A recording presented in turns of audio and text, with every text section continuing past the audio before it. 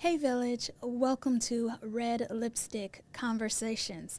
This is a space where we unapologetically explore with boldness, tapping into passion as we seek to inspire and create.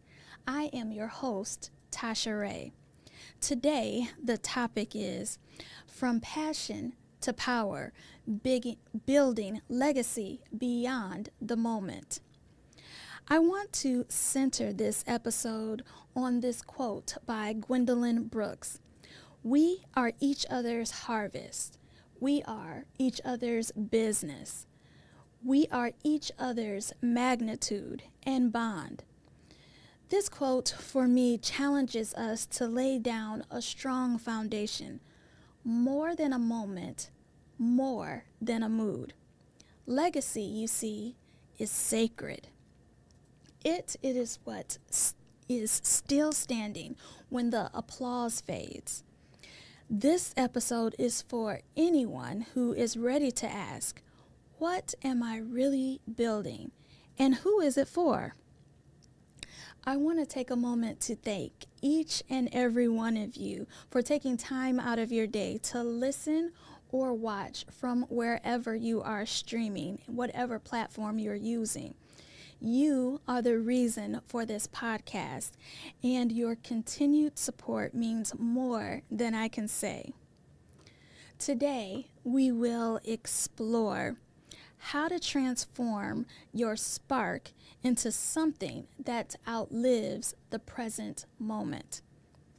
Something our daughters or sons, biological or chosen, can build on. This conversation is for those of us who want more than a moment.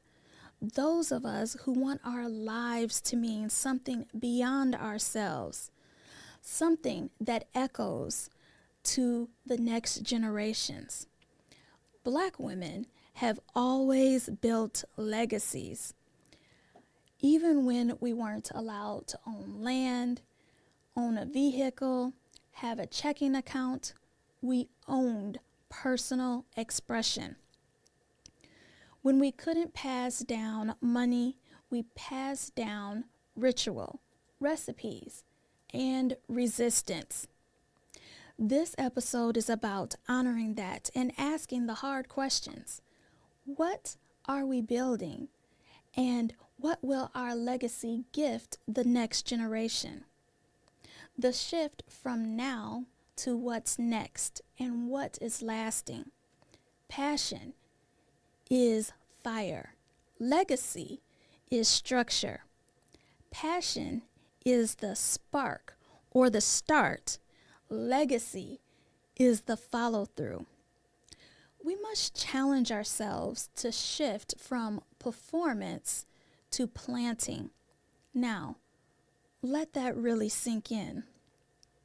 So often, the motivation in today's society is to do things for attention or adoration. Today, I want to encourage us to expand beyond that.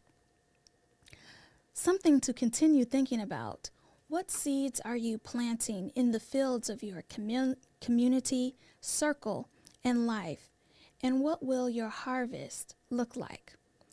We often equate passion with energy, but legacy, that takes structure. Passion is the moment Harriet Jacobs crawled into an attic for freedom, but legacy is the book she wrote, Incidents in the Life of a Slave Girl, which was published in 1861, that continues to free minds today. In African American culture, we've always been legacy-minded. Think about the oral tradition, how our grandmothers and grandfathers, aunties and uncles told stories that didn't just entertain, but warned, taught, and kept family history alive. That's the legacy that I'm talking about today. We carry that with the same energy in this digital age through blogs, podcasts, and YouTube channels that document our truths and uplift our voices.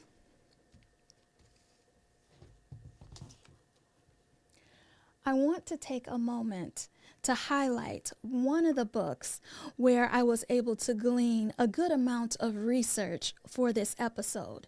It is entitled The Sisterhood: How a Network of Black Women Writers Changed American History by Courtney Thorson.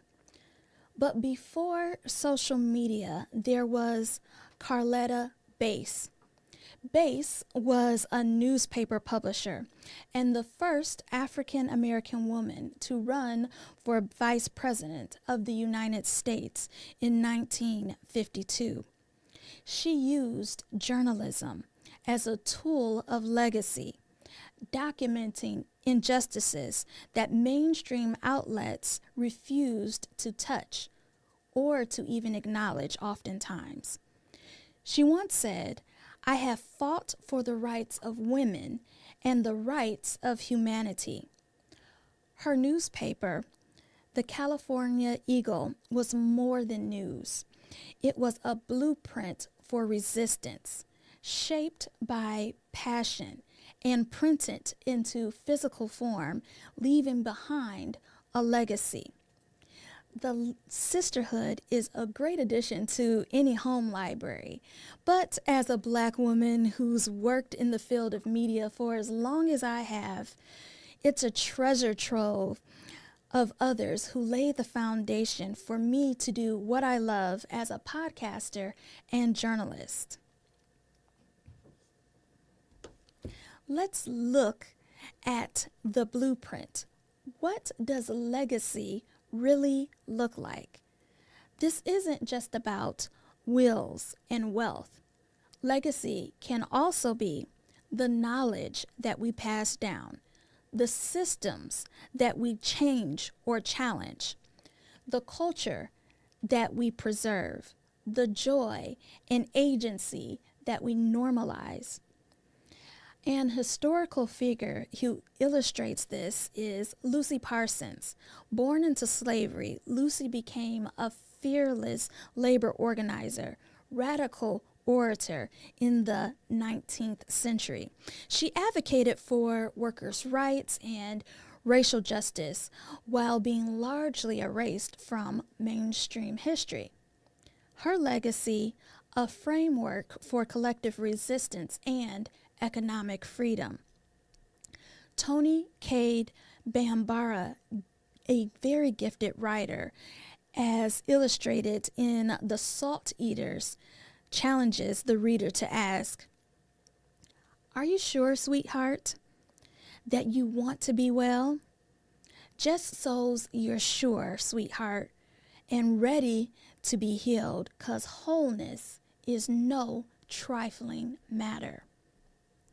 Legacy starts with healing our own lineage, then empowering others to do the same. Let's begin to rewrite the idea that legacy only looks like a trust fund or a last name on a building. Legacy is also the emotional DNA we leave behind. We speak a lot these days about breaking cycles, but what about the positive gifts that were left behind for us? Do we honor the triumphs as much as we focus on the pain? When Black women pass down stories of survival, recipes rooted in love, and hair care traditions that started in our ancestral home of either Africa or the West Indies, we're doing so much more than preserving culture. We're reminding the next generation who they are and where they came from.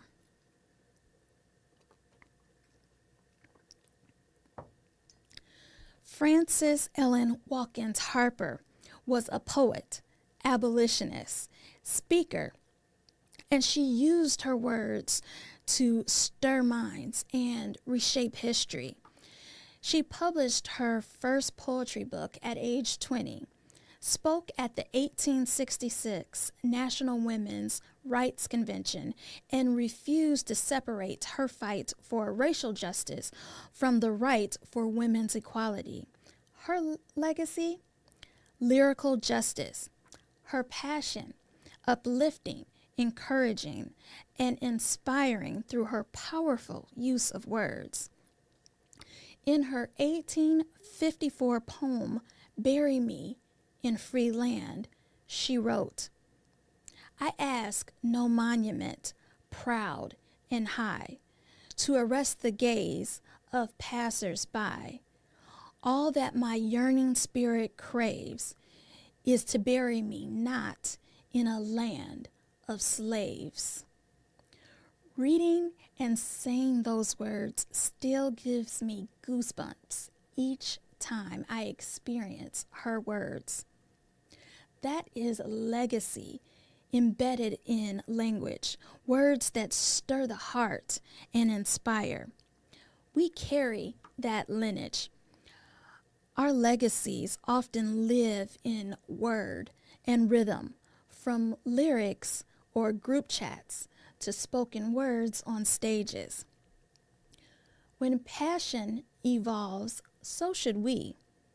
For generations, we were taught to be safe and to stay confined to a particular box according to our gender and social norms. But what happens when the thing you were once so on fire for no longer fits?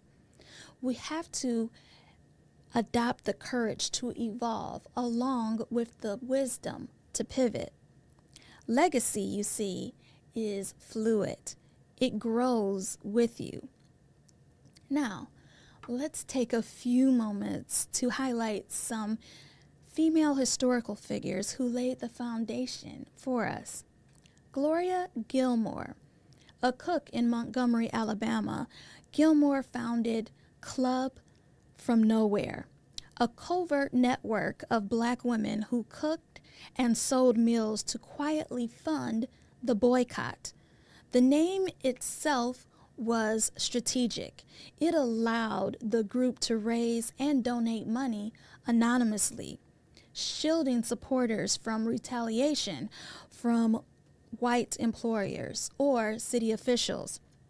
The funds were used for gas, car repairs, and transportation for those boycotting the buses. She didn't march, but she fed the movement. She's proof that legacy doesn't often need a spotlight, just consistency and vision. Her legacy wasn't loud, it was lasting. She reminds us that movements need makers, and legacy is built through whatever gifts we have in our hands, even if those gifts are stirring pots or packing brown paper bags. This woman showed us that infrastructure is power, that behind every visible movement is an invisible network of support. Gilmore modeled how purpose-driven work doesn't have to seek the spotlight to leave a permanent mark.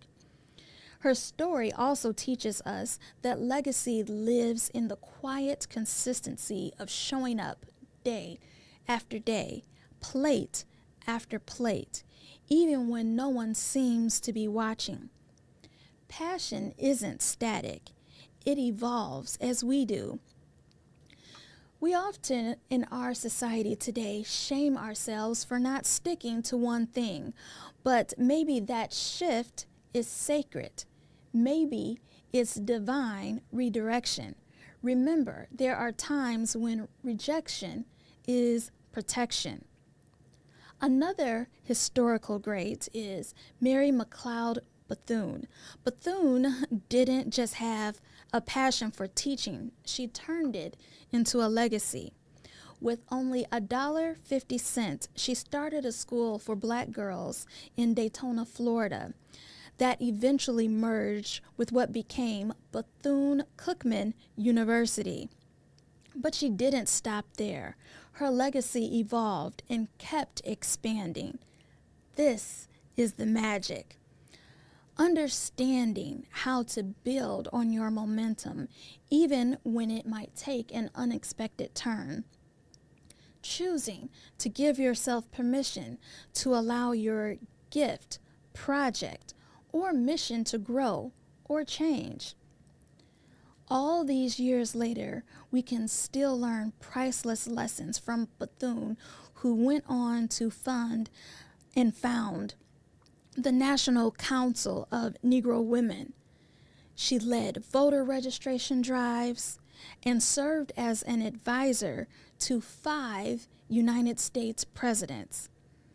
Her legacy spanned education, political advocacy, and global diplomacy.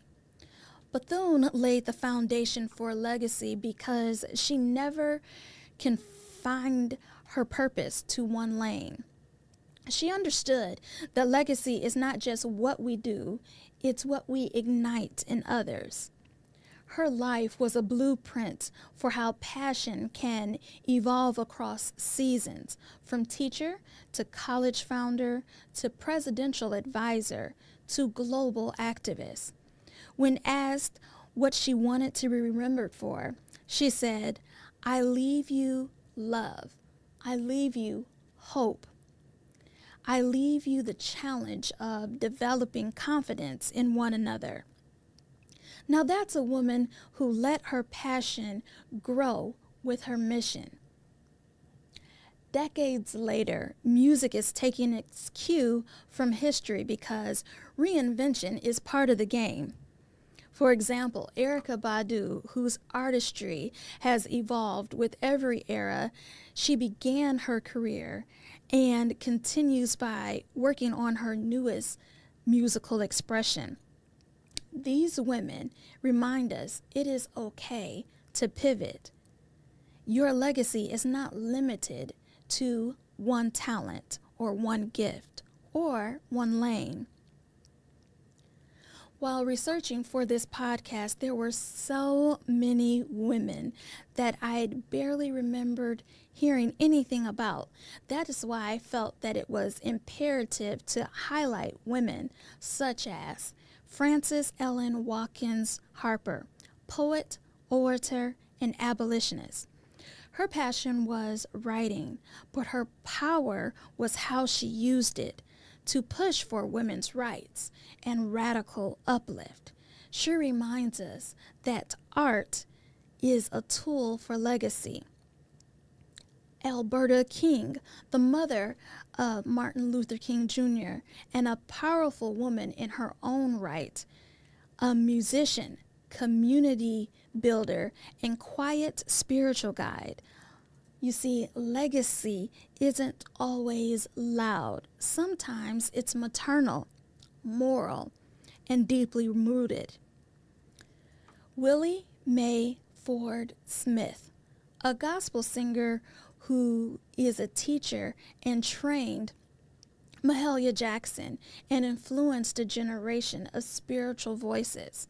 Her passion was music. Her legacy? A sound that shaped the soul of a movement. Hallie Quinn Brown, an educator, writer, and activist. She traveled across the world in the late 1800s and 1900s, spreading messages of Black empowerment. She served as a dean at Tuskegee and helped preserve African American folklore. Her life was a bridge between generations, between continents, between Black women's wisdom and the written word. Oftentimes we believe we have to do so much before we can use our gifts. But if we glean anything from the lessons of the women I highlighted today, we can learn that so much can be done with little. It's more about finding joy and then tapping into our purpose and then being consistent. That are those are the building blocks of legacy. Another lesson here is to tap into a passion or gift that you have, something that you enjoy doing. It could be tutoring, for example. Huge revolutions came from, quote unquote, humble beginnings or seeds that were planted and nourished, then blossomed at the right moment to be the spark for a movement. Your legacy is a love letter to the next generation. What would a younger you thank you for? What do you want the youth behind you to inherit? What stories will they tell about you when you're no longer in the room? Your legacy is the love letter you're writing to those that come after us, who follow in our footsteps, even the ones who aren't yet born. It is the way that we show up, the standards that we set, the energy that we bring into a room. The healing journey is our legacy. Our refusal to shrink is legacy. Black women and men have always practiced legacy building, even if it wasn't noticed, even if it wasn't acknowledged. Think about Black women and their gardens, for example. Those backyard sanctuaries or window boxes where collard greens, okra, tomatoes, and herbs grew under the careful watch of hands that know both patience and power. It's more than planting vegetables or herbs. It's cultivating nourishment, legacy, and survival.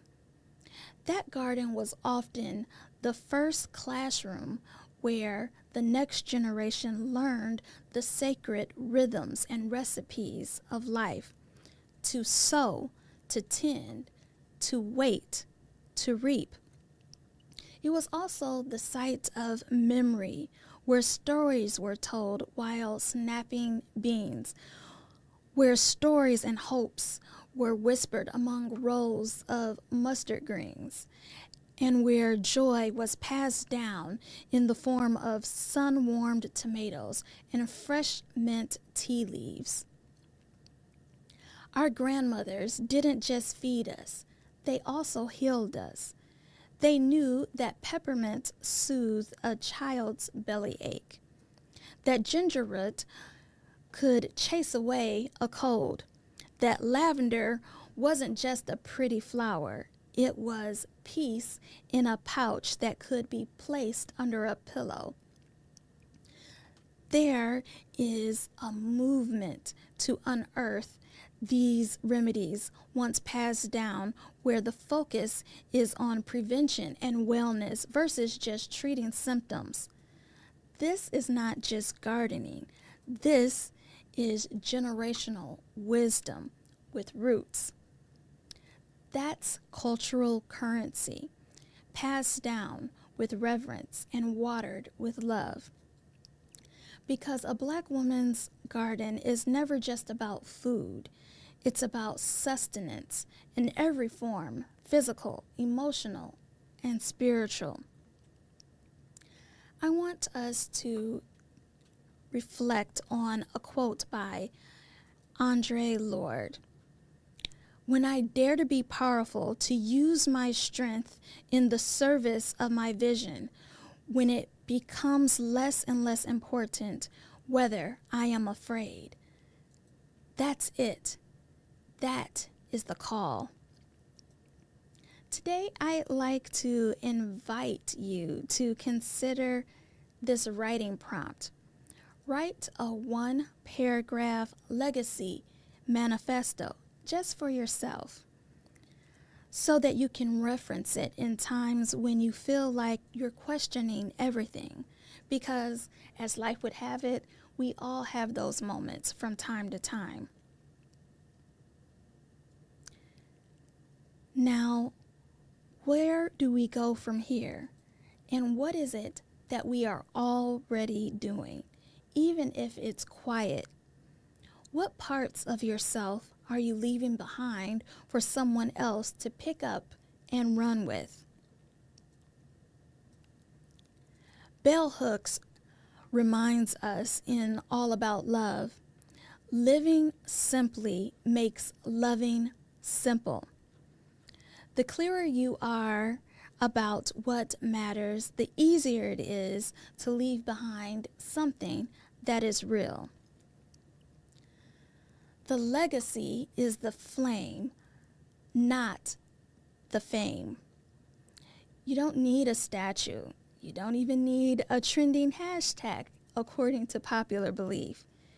You just need intention, integrity, and the willingness to pass on the torch, to pass on your vision, and to keep building it. Let your passion set the fire, but let your impact light the way. Thank you so much for joining me, and I invite each of you to connect with me on social media and to keep the conversation going. Also, consider taking time to like, share, and comment so that we can continue to grow as a podcast and platform. Again, I am your host, Tasha Ray, and I will see you next time. Thank you so much for joining me. Bye-bye.